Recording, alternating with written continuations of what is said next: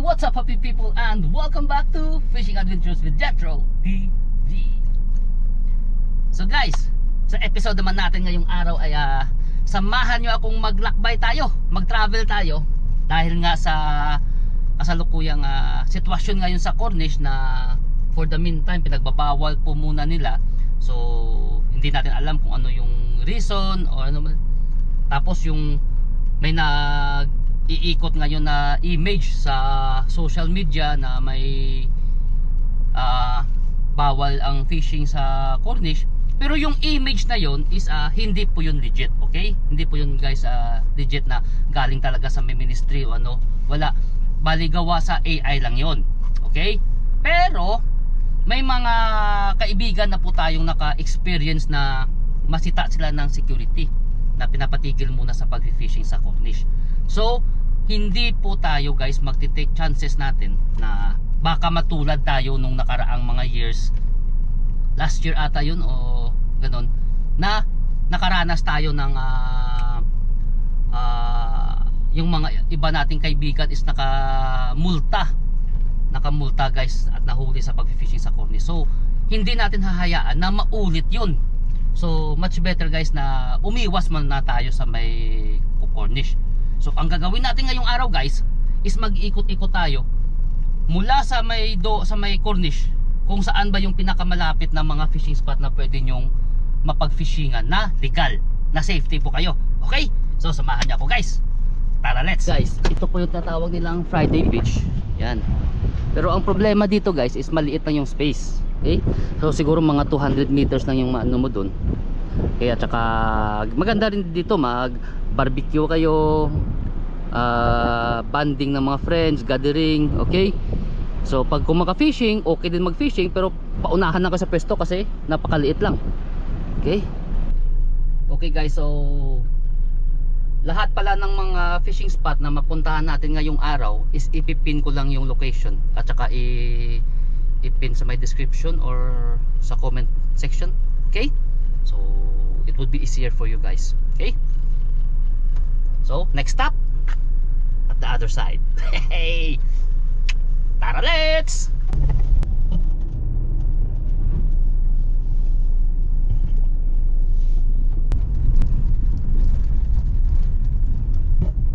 So this is our next stop. So this location is right beside the Hilton Hotel, and here that's the good fishing spot because right there is like quite deep.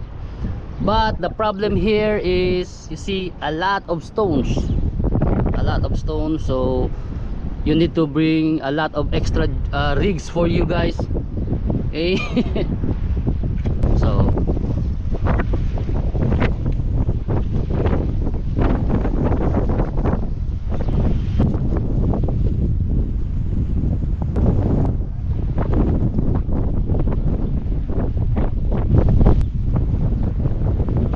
supposed to be our next stop is Sima Isma Beach, but I already went there a couple of days ago. So but that fishing spot is very easy to locate guys. So just on your ways up or in Google Maps, just type Sima Isma Beach and it's easy guys. Okay, so for now our next stop is Alcur. Tara, let's, biyahe tayo. Okay guys, so andito na po tayo sa Farkia. So ito po yung spot na pinupunta namin palagi noon ni Kuya Kim at naglulusong kami doon. So ito po yung area. Okay, so malawak-lawak din po sa mga gusto mag banding kasama ng mga tropa, family, makapag-barbecue kayo dyan, makapag-camping. Okay, malawak po yung area natin. So dito kapag sa gilid kayo, pwede rin kayo makapag-fishing, makapaghagis dyan, makahuli kayo ng mga malakapas, bakuko, or mga nura pag high tide. Okay, pag high tide lang. Kasi kung makikita nyo, low tide ngayon, diba? Wala rin kayo maano dyan. Pero ito yung magandang tide kapag gusto nyo nang maglusong doon papunta sa pinupuntahan talaga namin. Kung nakikita nyo yung buya doon sa unahan, may isla, tapos may buya, doon kami sumasampa para mag casting at saka mag bait and wait doon kami naghahagi sa dinadaanan ng bangka. Yun. Pero kapag pumunta kayo doon, wag nyong diretsuhin to ha. Wag nyong diretsuhin to. Kasi may mga part na medyo lalim pa dyan, lalo na kapag medyo abutan kayo ng high tide, para iwas disgrasya po tayo.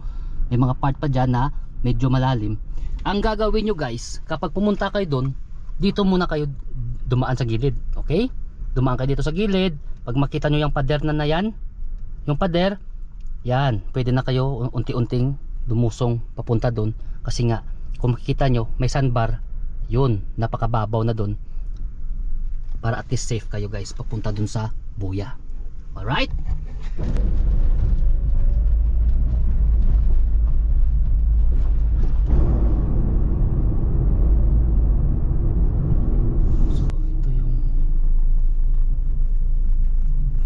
Bumatar Beach House. Okay, so dito pa tayo.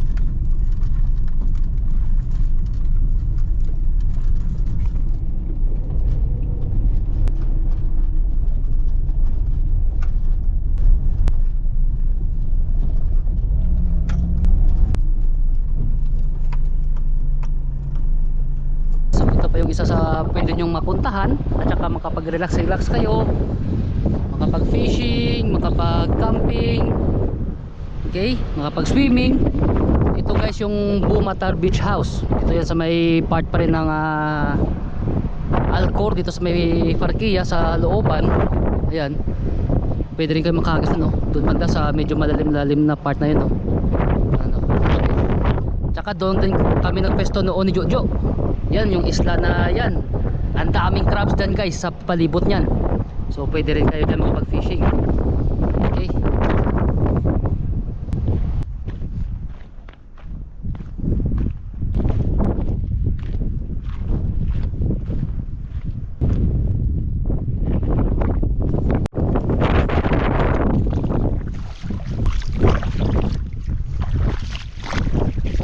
Mahaba-haba pa yung lakbayan natin ulit.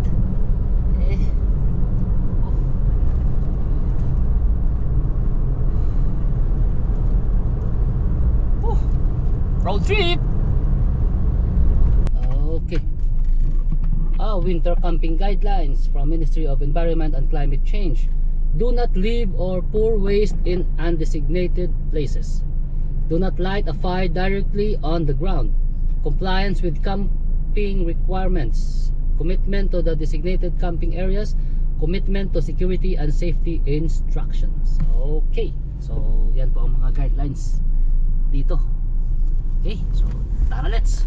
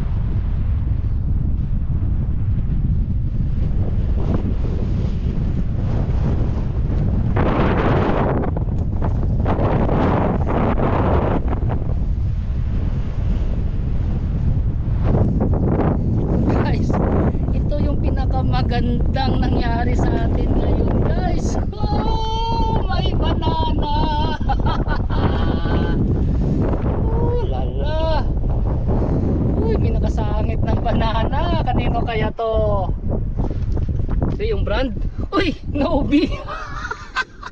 Atin pa to guys, Novi. Alright.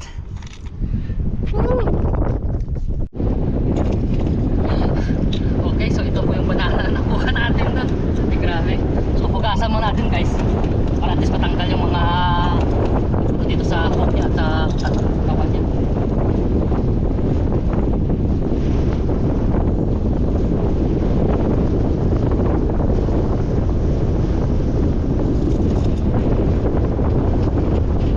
Ito nga, kung mapapansin nyo yung pagkagawa nga niya from main line, mula sa main line direct na agad sa swivel. Okay, sino kaya may-ari nito? Pero Novi. Sa atin to. Okay, ayos.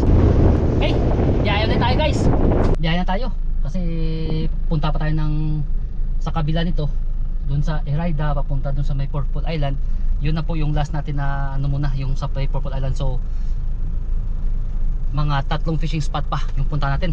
Okay, ew! So time check po natin guys is 11:55. So hanap na tayo guys na makakainan natin. Lunch muna tayo, gutom na ako. Yung kinain natin kasi mula kanina ng pagkagising natin is kape lang tayo at saka sandwich na ano yun lang. Gutom na ako. Okay, so hanap na tayo guys ng biryani of course. Okay, hey, biryani naman tayo guys. So hanap tayo dito sa Alcor. Okay. Try natin dito guys. Ito, mayroon ditong Rotana restaurant. So okay, hanap na ng parkingan at kakain tayo. Gutom na. Okay, dito tayo sa Rotana. So dito po tayo guys nakapunta sa Rotana. Okay, so tingnan natin guys kung ano yung mga pagkain nandun sa loob. Okay, gutom na ako. So ito po yung kanilang mga menu guys. Yan, ang dami ng mga menu din pala. May starters, may soup,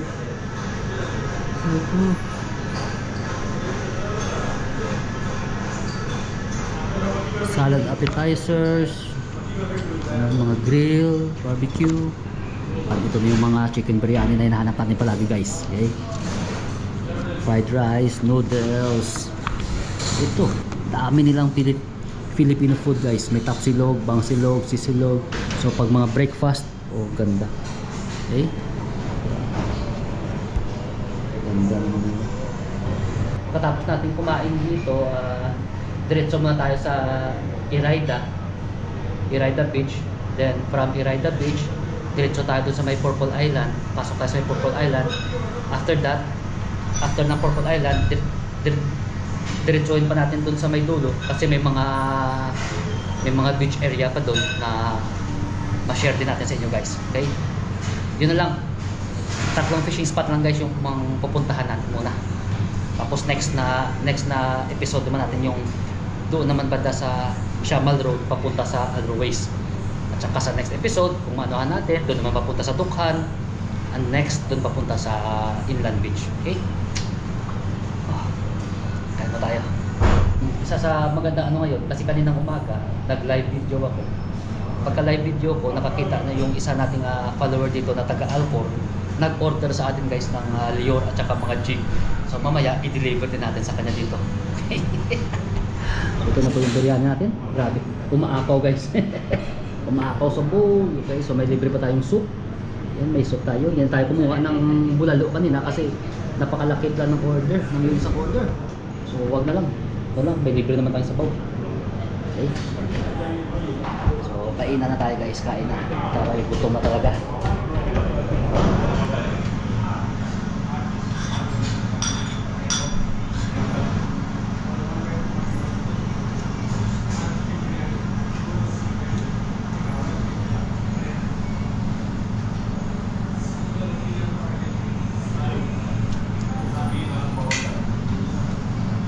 Ito yung biryani rice guys na hinahanap mo talaga.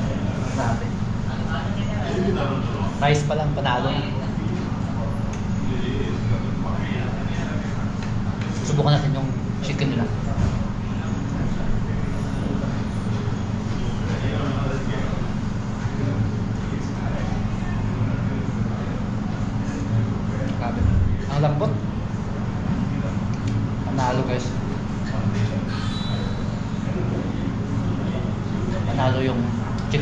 dito sa Rotana.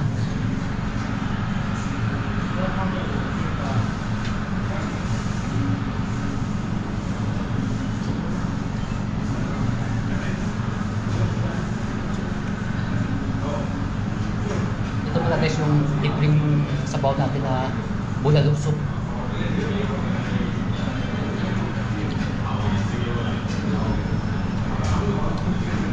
Okay, panalo din. Medyo konting ano lang sana, konti na lang. Kuha na yung mga lasang Pinas talaga na bulalo guys. Pero all in all, ayos pa na. So tayo guys. Parang gusto ko na tuloy matulog. Yung binayaran natin 28 reals. Sa 28 reals mo talagang sold na sold ka. May chicken biryani ka, may soup, tapos may Pepsi pa. Panalong panalo tayo guys. Okay. So hintayin mo natin kasi yung buyer natin ng Lior at saka Jig, dito na lang daw siya pupunta. So ayos na rin. Para pagkatapos nito diretso tayo sa Iraida. Okay. Binganam Island. So ito lang yung palatandaan natin. Pagdating dito sa Almira, liko lang po tayo sa kanan. Okay, Binganam Island.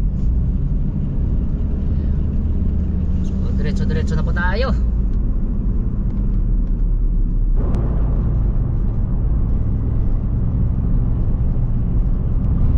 Okay, so dito po tayo guys sa Iraida. Makaliwa lang po tayo. Okay.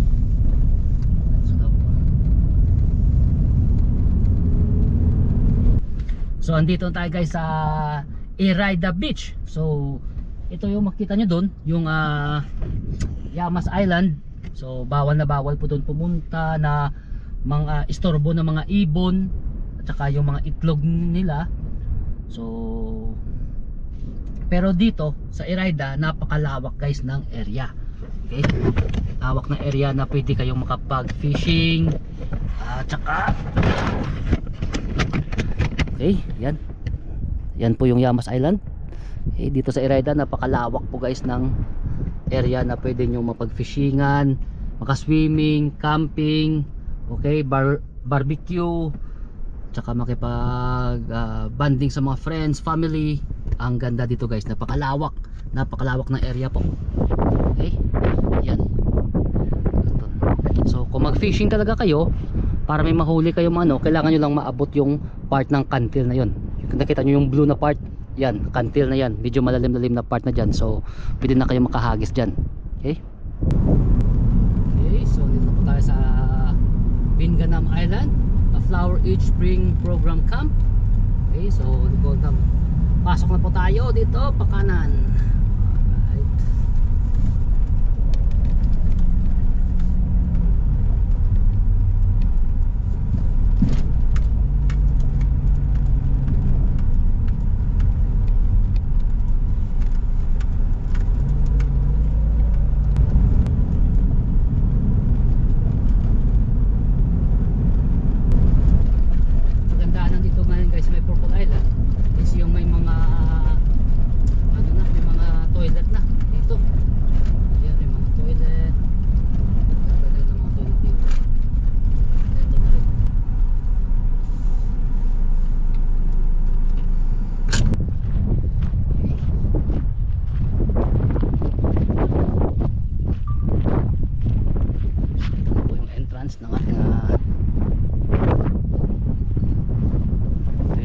Island.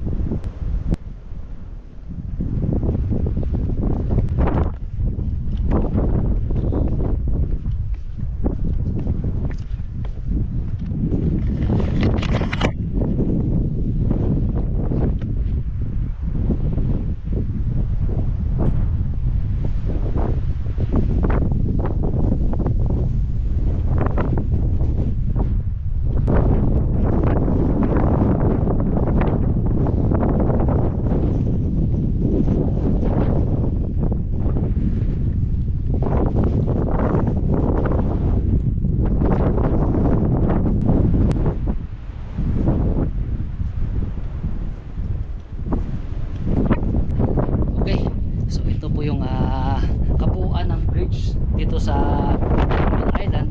Okay, so doon tayo galing kanina. Ito yung end. Okay, so pagkatapos dyan sa end na yan, kung didiretsuhin nyo pa na doon, yun na yung tapat ng Parkia na pinuntahan natin kaninang umaga. Yun ang tapat nun, yun ang Parkia. Okay, kailang bawal din dyan mag fishing, kaya hindi rin natin pwede maano dyan yan. Ito mga rock formation, at dito puro bakawan guys. Yan.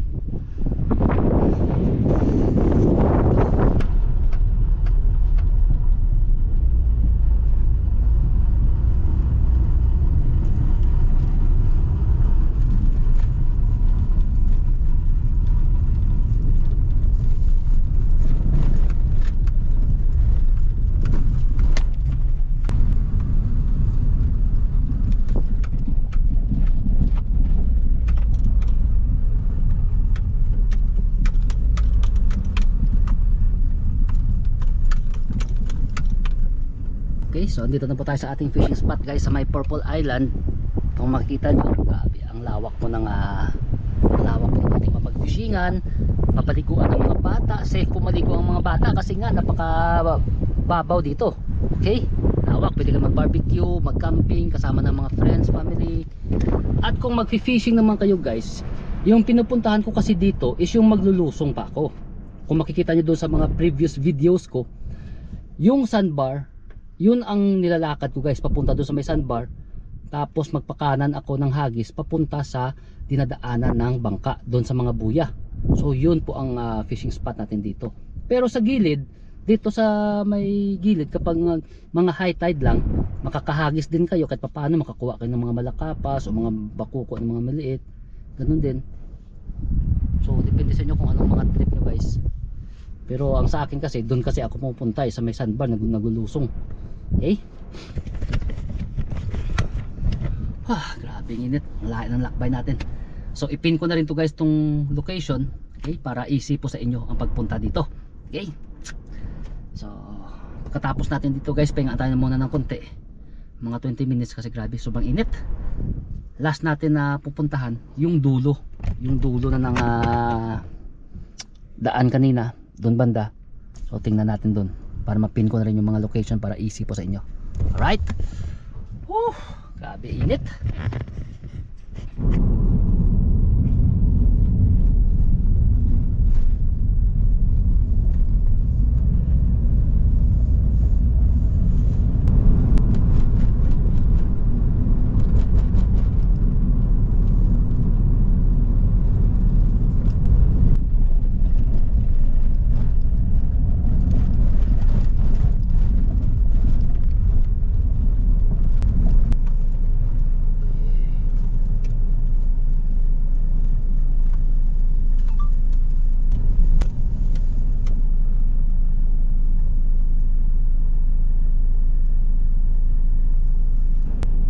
Guys, so ito na po yung sa dulo banda ng dito banda sa may Purple Island, dito sa kabilang side.